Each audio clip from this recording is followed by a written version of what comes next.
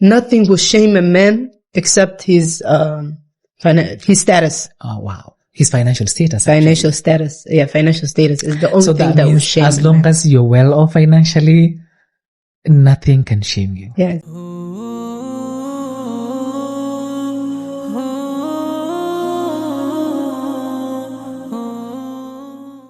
Assalamu alaikum wa rahmatullahi wa barakatuhu. My name is Abdi Shukri, and as you all know, I'm your host. But today I want to add few more information. I'm double major masters. I have MSc Finance and Investment, and I also have MA Clinical Psychology. And today I'm so excited because it's an opportunity for me to talk about how the two are connected and what the relationship are. Because today's topic is about what is the relationship between money or finances and also psychology and mental well-being, and who is more better to have this discussion with my sister Lul, who I've had discussion with before, and she's part and parcel of the Real team. Lul, welcome again. Thank you. Introduce yourself. Yeah, my name is Lul Noor. I'm a licensed psychotherapist. I've been in the field for about 10 years, and I'm excited about today's topic. Amazing. I'm so excited also. So we hardly hear this conversation out there, but as both of us understand, there's a great relationship between the two. Yes. And I just want to dive in directly. What do you think or how do you think financial instability affect how somebody feel about themselves? And also, does this affect the self-worth of the individual? Absolutely. They're all interconnected, right?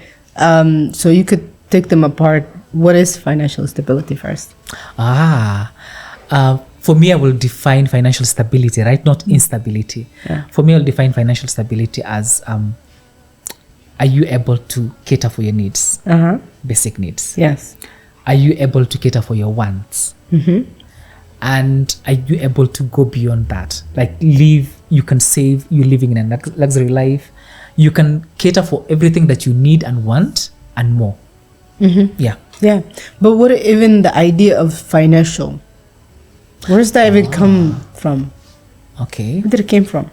What are you thinking of? Yeah. For me, I'm thinking of money. Yes. I'm thinking of means. Yes. But what are you thinking of? I'm thinking about comfort. Okay. Right? But also I'm thinking about identity. Oh, that's a good one. What is finance means to me? How can I relate to my financial? What is financial status? Like, what is all this stuff coming from? How is it transferred to us? So when it comes to identity, I love that you have twisted this back to me. Get ready, you're the finance guy. Yeah, thank you. So if you're not very careful, or if you don't have a good level of self-awareness, or a good level of even regulating yourself, yes, majority of the time, and also depending on the society that we come from, which unfortunately I think caters or it cuts across majority of the societies. Yes, finance and identity are kind of like intertwined. Yes, we see you being good to go, or living in a comfort life, and we deal with you in a certain kind of way. Exactly, 100%. We see you struggling or not being maybe the position that you want to be, and as a society, there's a way we deal with you. Exactly. And either because of that or other reasons, there's a way, if somebody is well off or they're financially stable, there's a way they carry themselves. There's a way they feel about themselves. Like they're worthy, they're important, I'm rich. There's even an expectation they have. Like when they come to certain environment and certain spaces, they are expecting to be dealt with or handled in a certain type of way. Absolutely. They have to be catered differently. Yes, catered differently. If maybe my status is financially is somewhere, and you treat me the same with somebody who I feel like, or I deem them being lower than me financially, people get offended. Yeah. Like, how dare you? How dare you treat me the same as the other person? Exactly. So that shows like now the person, or they think that is the identity, or the identity and the status are intertwined. But is that something we're born with, or is it something we learned? Learned. Yeah. Yeah. Where do we learn it from? Society. And? How we brought up, the environment, our experiences, how we have seen other people deal with other people, how we have seen people deal with the family setup. Yes. You know what? There's actually a Somali saying that says, labadan nin ninki lacag la weyn. Why? That's beautiful. I like it. I'll just remember this right now. And you see, that translates to the two brothers. Yes. The elder one is always the one who has money. So even if, let's say, you are 10 years older than this guy, but he's financially well off, at the end of the day, the person people listen to It's the elder. the person people value, not even listen to. Yes. Value is the one who has the money. Yes. And there's another saying, it's actually not a saying per se, but it relates to, also in Somali, they say, "Nil agla dokon manokdo." Like, as long as you're financially off, Yeah. you're never a dumb person. Yes. Like, everything that comes out of your mouth Yes. is gold. Yes. And there's a Egyptian saying, because I grew up in Egypt. Okay. They say, الراجل ما يعيبوش إلا جيبه. Okay. Which means ninka, the only thing I عيبه جيبكيس. What is that in English? Not in English, so our viewers can also understand, or it's just because you said in Arabic and Somali, but it's a good thing. Where's the English? Okay. So the English would be nothing will shame a man except his status. Oh wow, his financial status. actually. Financial status. Yeah, financial status is the only So thing that that will means shame as a long man. as you're well off financially, nothing can shame you. Yeah, exactly. Oh God. Isn't that So that interesting? shows how much as a society we create identity when it comes to status and financial. Yes, and we're conditioned also to think that way. It's part of our conditioning. Okay. So now let me come back to this. Does your financial status, which automatically we already know the answer, affect your self-worth? 100%. Okay. It does affect your self-worth if we're conditioned that is part of your self-worth.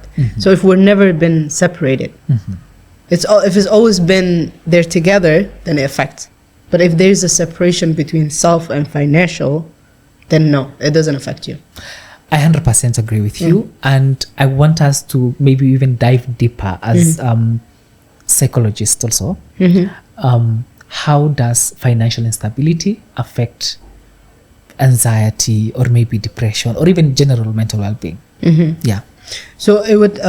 So let's start with self-esteem. Yes. So all the examples you give right now, all the sayings, all the cultural norms, things we're aware of, tells us what?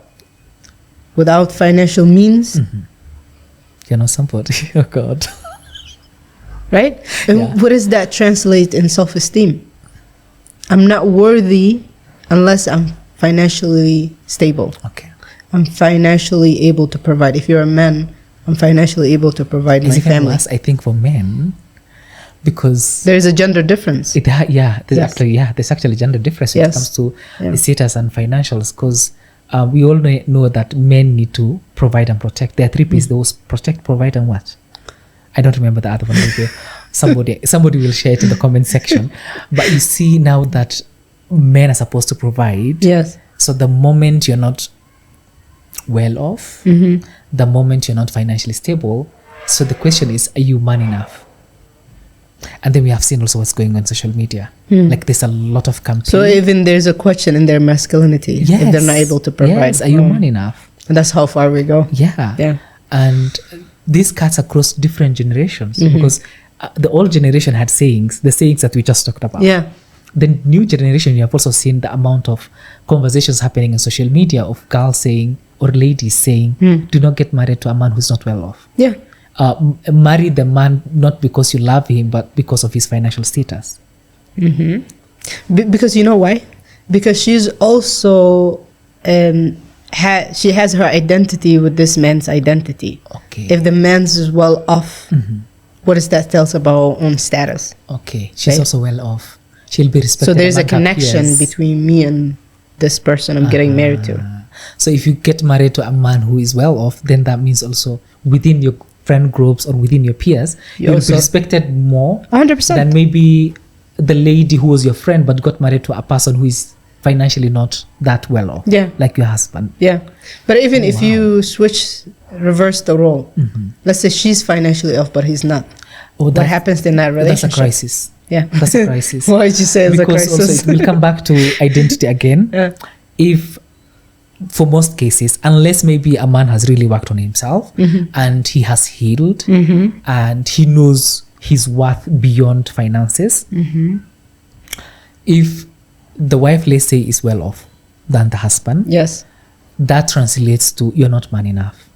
So it's an ego thing, it's an identity thing. There's a power difference too. Yes, there's power dynamic. So because Yeah. culturally, I was supposed to be the head of the family. Now here comes a lady who is well off. So from how it's pictured and even how the society relates, Yes. people will come to They- your house yes. and respect her, but not respect you. Because we associate money with power. Good. Who has the financial stability has the power, whether if it's a man or the woman. And then what happens to a relationship? That's a crisis. Yeah.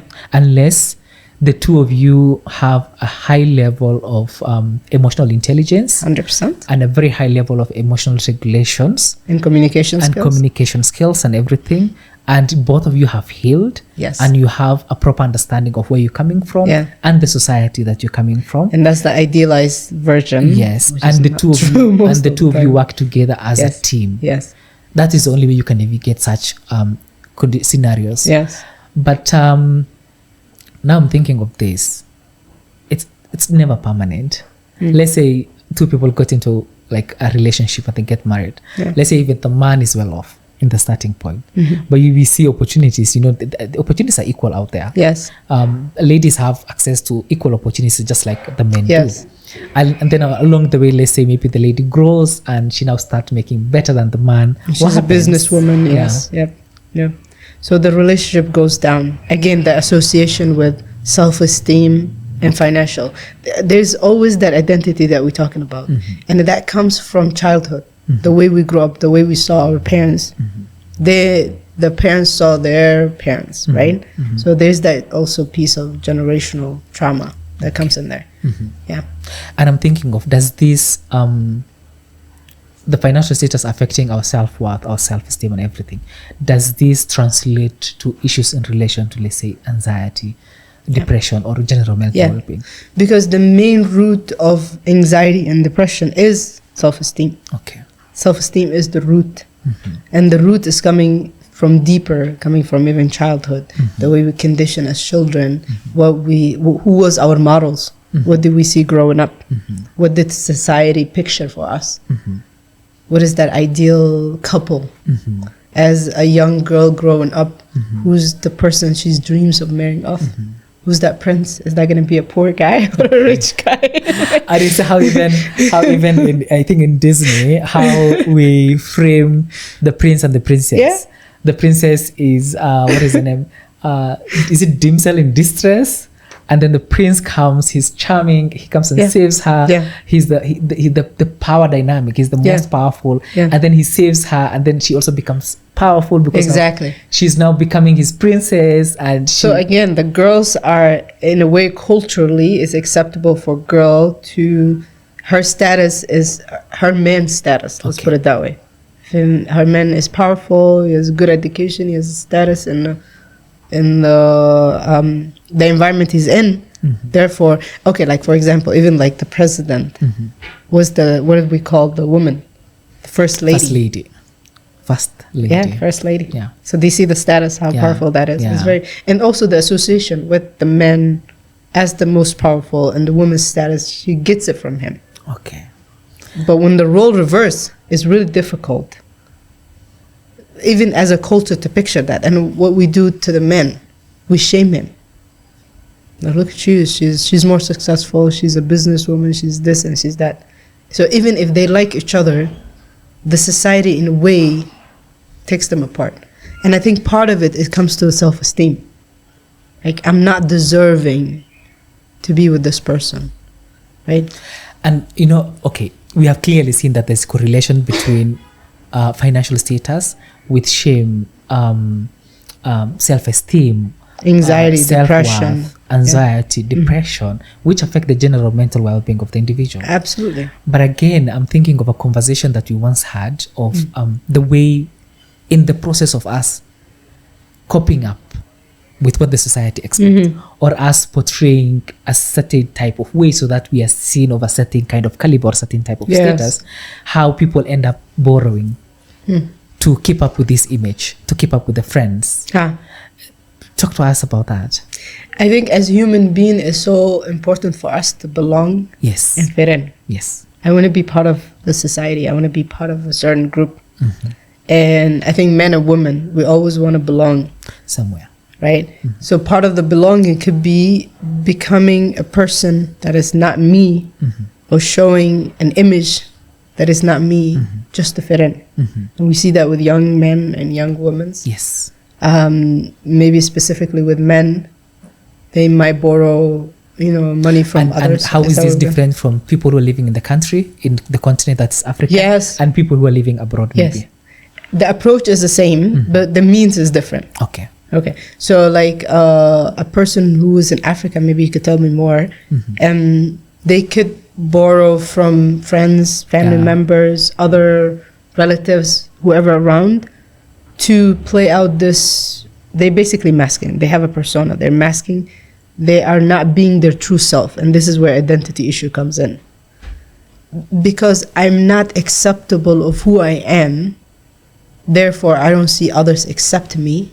For others to accept me, For who I am. for others to accept me for the person they want me to be, I'm gonna be that person. Aha. But it comes from internal. First, I rejected myself. Yes. And then you're presuming that other people, if you be who you are, your authentic self, You're also they rejected. will also definitely reject you. So therefore, I have to become another person Wow. that they're gonna accept. Okay. Because if I become another person, I also gonna accept myself.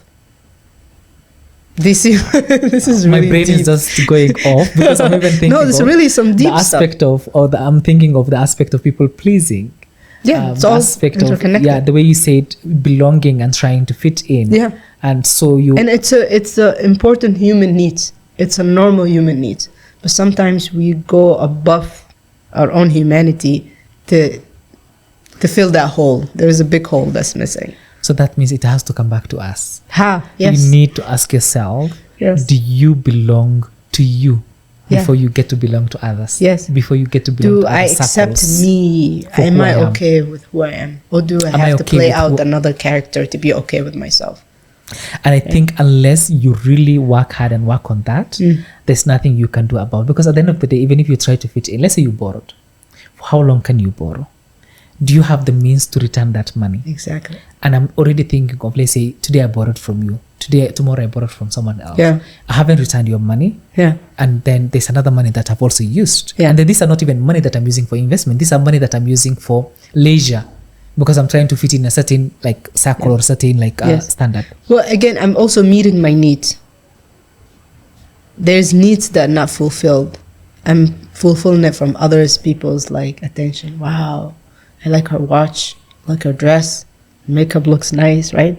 So how long can this be sustainable? Because I'm It's a thinking, very short term. okay, this is temporary. It's temporary because when you're done with that environment piece, and you go home and you look at yourself in the mirror, you're still Wow. not okay with And yourself. I'm already thinking of now coming back. I'm connecting this back to Yeah. mental well-being because I'm thinking of the amount of stress this will cause to you. A lot of stress, and you Yeah. have to think about where would I get that money? Yes. What if these people actually find out the real me? Would Yeah. they still love me? Yeah, That can create fear. That can create anxiety, isolation. isolation. And then what happens Depression. actually when you run out of money or you run out of places to borrow from? Then or you run isolate. out of credit card balances. You have maxed your Yeah. credit card So balance. the people that from the West, yes, credit card. Yeah. It's the same approach. We still borrowing. It's only that we're borrowing from different angles. Okay. Still borrowing, and maybe with the credit card is even worse because now you have interest piling up. Yeah. Right. And I'm already thinking of now the level of shame that Yes. person might have 100%. of like, what if people find out? Yeah. Yeah. So there's a dilemma, and there's a cycle that you have to go through. So we have viewed this from the challenges, the downside. Yeah. I want to flip the script and Okay. view it from the healthy point of view. All right. How does a healthy mindset look like around money and finances? So again, it comes from the conditioning. So let's say, I'll give you an example. So let's say as a child, I grew up with a family that not necessarily rich, they're not poor, they're not even middle class. But they're financially okay. Like they are happy with the small things they have. But not only that, they're enjoying whatever they have. So whatever in their control or whatever is available for them, they use it well and they enjoy it. So if I grew up with that environment as a child, what messages that I received was, it's actually okay to be okay with whatever you have and to be happy with it. So again, it's a conditioning that comes from a childhood. So it's not something as an adult you have. No, it's a process, something you grew up with. So then that person always thinks about, okay, there's what they call abundance mindset, right? So they always have, and abundance mindset comes from also childhood conditioning, right? But it's something also you can learn when you grow up. But once, like you said earlier, once you work on yourself, once you become emotionally intelligent, right? Communication. You can regulate yourself. Yes, but also it comes from a lot of inner work. Doing a lot of work on yourself will lead you to that abundance mindset. Unless if you're healthy, grow up in a healthy childhood with the parents that had the abundance mindset, because that would also, you grow up with that becomes part of you, right? So, but okay, let's say if I didn't grow up with that, how can I learn it, right? So I can learn it by working on myself, by always kind of like assessing my needs. What are my needs? How can I fulfill it within me? Do I always need external validation, right? And again, all that stuff comes with the work. Right? So for me, I think this is just for both me and you and everyone else who is watching us. I want to ask myself this question. I want you also to ask yourself this question. Do you see money as a means, or do you see money as a measure for self-worth?